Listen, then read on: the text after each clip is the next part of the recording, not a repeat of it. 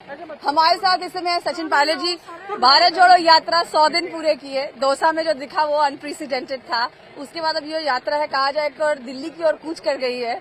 क्या कहना है सबसे पहले तो आपको जो रिस्पांस है राजस्थान में प्लस जैसे दिल्ली की ओर बढ़ रही है यात्रा? मैंने पहले भी कहा था जितनी भी स्टेट्स में अब तक इस यात्रा को जो रिस्पांस मिला है, जो लोगों का रिएक्शन रहा, उसमें सबसे अच्छा राजस्थान का रहेगा। और मुझे बताते हुए खुशी है कि राजस्थान में जो लोगों का ऊर्जा थी, लोगों के अंदर जो जिस भाव से स्वागत किया, जिस लाखों की तादाद में लोग जुड़े इस यात्रा से, वो दिखाता है कि जिन मुद्दों को लेकर राहुल जी निकले सड़कों पर, उसको लोग पसंद कर रहे हैं और जानते हैं कि उनके लिए संघर्ष करने वाले कोई लोग हैं तो राहुल गांधी कांग्रेस पार्टी है।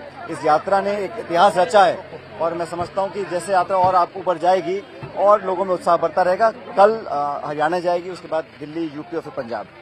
इसके साथ साथ जो ग्राउंड जीरो पे माहौल रहा, राहुल जी से भी जब उन्होंने प्रेस कॉन्फ्रेंस में पूछा गया कि मन मुटाव है कि नहीं है, उन्होंने बहुत एक नपा-तुला जवाब दिया। उस पर आपको क्या कहना है राजस्थान की सिचुएशन को लेकर, क्योंकि उसमें आप भी एक कंटेंडर हैं? जो राहुल जी ने बोला सब उस बात से सहमत हैं और कोई मनमुटाव नहीं है।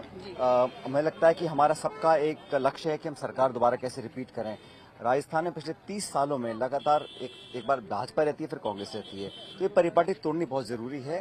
साल भर का समय बचा है, 12 महीने बाद चुनाव होंगे। मुझे लगता है कि संगठन सरकार का मिलकर काम करेंगे, सब साथ एकजुटता दिखाएंगे तो हम सरकार रिपीट कर सकते हैं। हम पिछली बार चुनाव में गए थे, सरकार कांग्रेस की थी, हम 21 सीट पे सिमट गए थे, 21 सीट्स। फिर हम लोग दोबारा बहुमत में आए हैं, तो हमें इस बहुमत को रिटेन करना है क्योंकि बहुत इंपॉर्टेंट राज्य है। यहाँ से 25 लोकसभा के सांसद चुनकर जाते हैं, इसलिए चुनाव हम जीतेंगे और 12 महीने बाद दोबारा जनता का आशीर्वाद हमको प्राप्त मिलेगा। लोकसभा की बात कर रहे हैं, आप केंद्र मंत्री भी रहे हैं, जो सिचुएशन ना बॉर्डर पे बनती जा रही है, खुद भी आप आर्मी में भी हैं, तो जो उसको आप कैसे देखते हैं? क्योंकि राहुल जी ने भी बार बार कहा है, आपके वहां पर जो एमपीज हैं वो भी इस मसले को संसद में उठा रहे हैं। चाइना के क्लैशेस को लेकर आपको क्या कहना है? जो इंडिया हकीकत क्या है कि अफवाहों का बाजार गर्म कब होता है? जब पारदर्शी तरीके से सरकार जनता से संवाद नहीं करती और संसद में संवाद नहीं होता। अब रक्षा मंत्री का जो स्टेटमेंट था उसमें ऐसा कुछ नहीं था जो अखबार में नहीं छप चुका था, तो उनको एक्चुअली एक तो 5 दिन तक स्टेटमेंट नहीं दिया, सदन चल रहा है।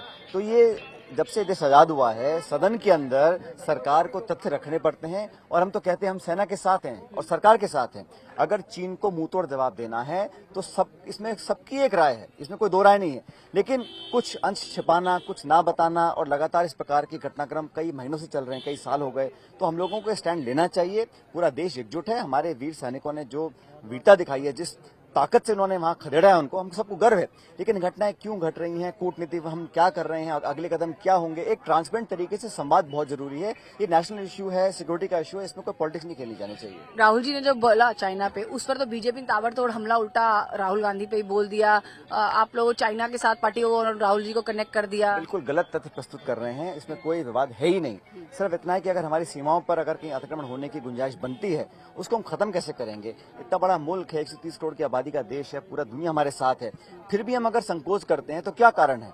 हम लोगों को स्ट्रांगली जवाब देना चाहिए। और सैनिक जो है, हम अपना शीश नमन करते हैं उनकी वीरता पर, उनके शौहर पर, और जिस ताकत से मैं तो समझता हूं हमारी जो फौज है दुनिया में नंबर 1 फौज है।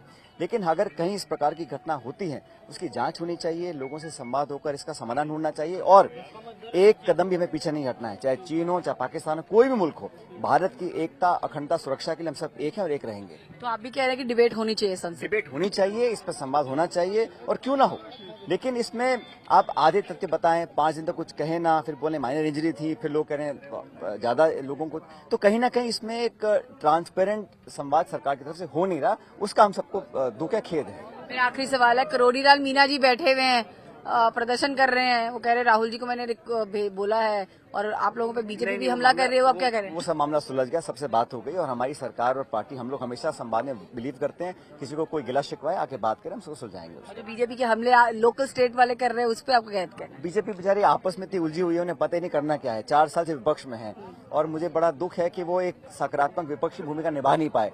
आपस में इतनी खींचतान है, उनको सबको पद चाहिए, पोस्ट चाहिए, तो बहुत खिंचाव है, एक जिम्मेदार विपक्ष की भूमिका निभा नहीं पा रहे हैं, इसलिए इस प्रकार की बातें बोलते हैं। लेकिन मुझे लगता है प्रदेश की जनता सरकार को पसंद करती है, कांग्रेस को पसंद करती है और 12 महीने बाद जो चुनाव होंगे उसमें हम लोग पक्का जीत कराएंगे। मेरा आखिरी कहा था, पर थोड़ा ट्रिकी क्वेश्चन है, क्या बदलाव के कुछ आसार राजस्थान में नजर आ रहे हैं? देखिए, किस समय पर क्या कदम उठाने हैं ये हमारी पार्टी का नेतृत्व तय करता है, किसको क्या जिम्मेदारी देनी है, किसकी क्या उपयोगिता है, ये आकलन पार्टी करती है और जो पार्टी का आदेश होता है सब मानते हैं उसको। मैं अपने लिए नहीं कह रहा हूँ, प्रदेश में कोई भी नेता, छोटा बड़ा, सब उस निर्णय को मानेंगे जो हमारे दिल्ली से निर्णय आएगा।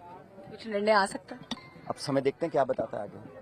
तो ये थे सचिन पायलट जी हमसे बात करते हुए। कैंपस एंड मदन के साथ विश्वप्रिया भारद्वाज, आज तक, अलवर।